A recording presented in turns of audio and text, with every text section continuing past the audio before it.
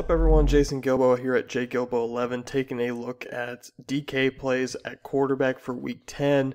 Early on here, but we do have the team totals out, so looking at some pretty high ones for this week. In terms of kind of being obvious plays, I mean, there aren't really a ton that I would say are must plays this week. I think last week was one where we could plug and play quite a few. This week's a little bit different. Looking at cash game quarterbacks first, I do like Aaron Rodgers yet again.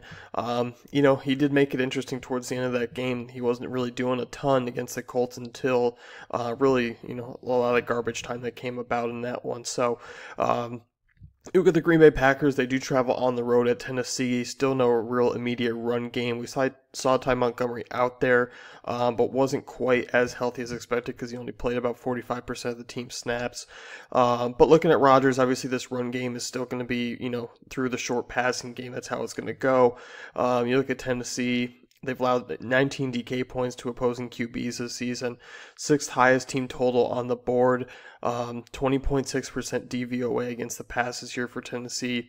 Over the last 3 games, they've been a little bit rough. I think early on in the year, they haven't really played a ton of great passing offenses, so the defense was a little bit skewed. But over the last 3 games, they finally played some good quarterbacks.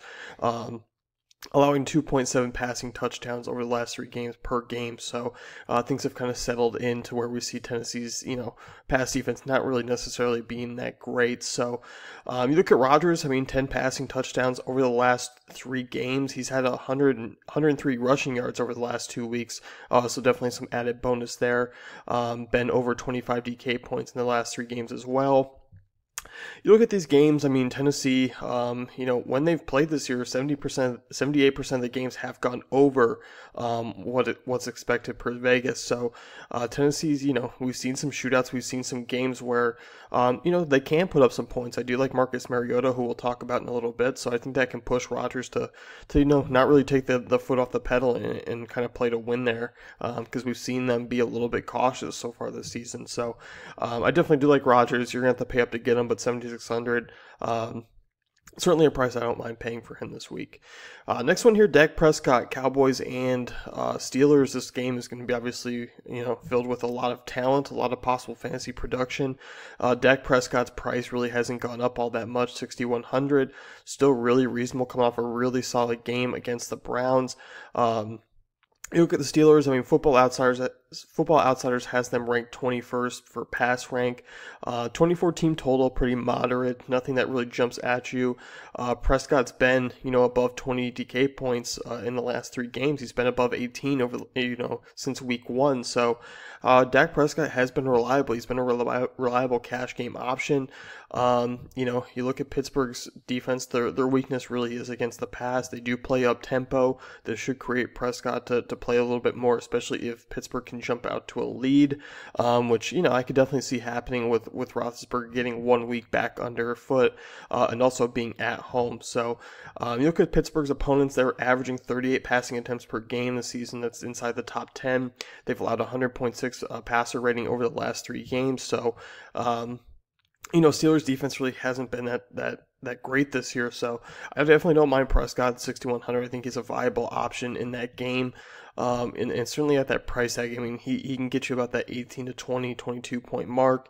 You can feel pretty good about it. So I definitely like him this week. GPP quarterbacks, Matt Ryan, and we obviously look at Philly. You look at that pass rank and go, oh, I'm shying away from Matt Ryan. We just come off a game where Eli Manning just shred him for 4 touchdowns. OBJ had 2. You look at Matt Ryan, the GPP numbers have been there this year.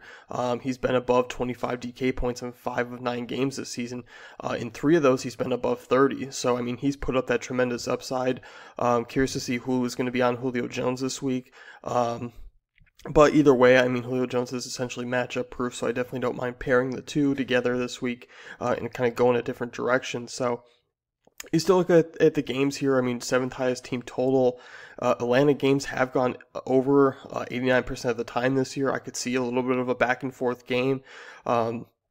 with Carson Wentz kind of battling back. I mean, you got Darren Sproles and some of the wide receivers that came in and looked, were able to kind of get some passing games. It wasn't a clean game last week for the Philly passing attack, but there definitely was some improvement there. You look at Matt Ryan, I mean, obviously you're going to look, and I'm hoping many people look and go, this is a tough matchup for him. Dude went over to Seattle and put up 27 DK points against him. So, and that was on the road. And you look here, same thing on the road against the Eagles. They're allowing over 2 passing touchdowns per game over the last 3, 11 yards per completion allowed this year. So they have been susceptible to some big plays. So I do like Matt Ryan. I think he's an interesting swerve off of guys like Roethlisberger, off of guys like Rodgers in that top tier, and I certainly like pairing him with Julio Jones. Next one here, Carson Palmer, 6,500, a guy who we haven't really been able to trust a ton this year. I'm not going to really be looking at him cash games. I mean, I'd rather just kind of plug in David Johnson and go that route. Obviously the matchup for David Johnson's phenomenal. He's going to be the highly touted back of Week 10. But Palmer, 6,500. I mean, you can certainly pair him with Johnson. But with a team total of 30, the only one of 30 this week, I think you can look at Palmer as an intriguing GPP option, certainly with some upside. You look at the San Francisco passing defense, not very good. They've allowed 20 DK points to quarterbacks this year, 12.2% DVOA, 2.2 passing touchdowns per game allowed. So you look at the 49ers, up-tempo offense. You look at the Cardinals, up-tempo offense. So I certainly like Palmer's upside in this one. But we have seen in the past where, we've seen 200 yards, 2 touchdowns, and then it's just nothing from Palmer the rest of the game, So you're gotta hope that Palmer really gets the touchdowns inside the red zone, and this could be even a swerve off of David Johnson, and hoping that Carson Palmer tosses for 300 yards and 3 touchdowns, and maybe one of those does go to David Johnson. But it would be an interesting swerve off of really the running game, much like we saw last week with Ezekiel Elliott and Dak Prescott. The thing was, both of them paid off. You could definitely do that route in cash, which I talked about. But Ezekiel Elliott gets just 1 touchdown, 60 yards. And doesn't get the second. You're looking at really Prescott being a significant advantage of kind of the swerve off of the run game, but yet still getting exposure to that total. So that would certainly be an interesting way to go. I think Palmer's a relatively cheap price at 6,500. Really inconsistent this year. Was banged up. Didn't play the last time Arizona took on San Francisco there at home. So we didn't get to see any real sample size. So I do like Palmer this week. I'm really not going to be looking at him in cash games. I think GPPs is just where I'm going to be plugging him in. Value quarterback of the week, Marcus Mariota, 5,500. Home matchup against the Packers. Mariota's been very solid of late, above 25 DK points in 3 of the last 5. The other 2 within that stretch was 19 and 17, so he has been solid. 2 or more touchdowns in 5 straight games this stretch. So, I mean, he's been very solid, has been a reliable option. He is cheaper than Prescott. He is cheaper than Palmer. We've seen the upside. You look at this Packers defense, they are middle of the road against the pass, ranked 16th as of now against or per Football Outsiders, 6.9% DVOA. So it's not an extremely tough defense. You look at the Tennessee offensive line, it is decent enough to hold off the pass rush, in my opinion. You look at the Green Bay, they've struggled a little bit on the road with their defense, allowing a passer rating of 111.4 on the road. Overall, the season, 94.3, so they really haven't been terrific. Mariota, I think this is a game where you can look and expect some fantasy production on the quarterback side. Not a team total that's really going to jump out at you, 22.75. So I'm hoping that things get a little bit under our own as the week goes on, but he could be touted as articles come out, as other podcasts come out. We may see that happen. Also, Vegas, I mean, this is a game that is expected to be back and forth. Tennessee games have gone over 78% of the time this season.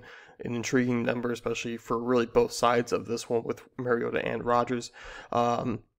A few guys that, obviously we can take a look at. I know Trevor Siemian, is cheap against the New Orleans defense. obviously you can take a look at him. Big Ben Roethlisberger at home, obviously against the Cowboys secondary that has been fairly solid this year. That one is going to be more in terms of a game theory, how that one shapes up. But obviously at home with Roethlisberger, if they can get the up-tempo movement up first and kind of establish that, I think he'll be in a good spot. So, I mean, there are some other options. Obviously, Brady goes to Seattle. Curious to see how he plays. He's usually a guy who, it doesn't really matter where he plays. He's going to put up 300 yards and 3 touchdowns. So definitely a lot of different ways you can go this week, but this is pretty much the 5 that I'm going to be on, especially in GPPs and cash games. So that's going to wrap it up here with the DraftKings quarterback analysis. Be sure to head on over to dailyfantasycafe.com, check out our great tools and content.